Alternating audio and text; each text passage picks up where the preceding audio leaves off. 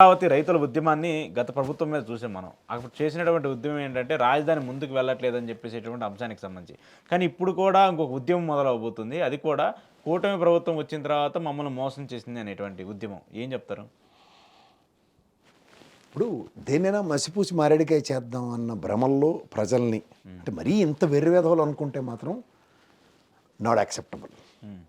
Tolerance. ఇప్పుడు 3 రాజధానులు చేస్తారన్న దగ్గర స్వచ్ఛందంగా భూమి ఇచ్చిన వాళ్ళ యొక్క మనోభావాలకు గాయమే రైతు ఉద్యమం మొదలైంది.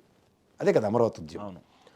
తదనంతరంలో మళ్ళీ పొలిటికల్ యావగేషన్ క్రియేట్ చేసుకోవడానికి 3 రాజధానుల బిల్లు ప్రభుత్వం విరమించుకున్న తర్వాత కూడా డెవలప్మెంట్ చేయండి అని ఒక కొత్త ఉద్యమం రూపంలో మొదలెడితే అది తుస్సుమని ఏమీ కాకుండా నీరు గారిపోయింది.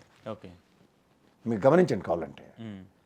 సో అక్కడ దగ్గర మనం శ్రీకాకుళం దాకా వెళ్తాం అనుకున్న దగ్గర ఎక్కడిదక్కడే నిలిచిపోయింది.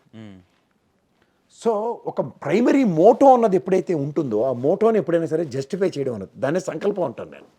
వాళ్ళు ఒక చాలా చిత్తశుద్ధి చాటుకుంటూ అమరావతి రాజధాని కోసం భూములు త్యాగం చేశారు. ఆ సంకల్పానికి ఎప్పుడైతే బీటలు బోరుతాయో దాంట్లో మీకు ఇంకా ఉద్యమ నేపథ్యం అన్నది నీరు గారిపోవడమే కనబడుతూ ఉంటుంది. ఓకే, ఇది గమనించండి ఎవరైనా సరే.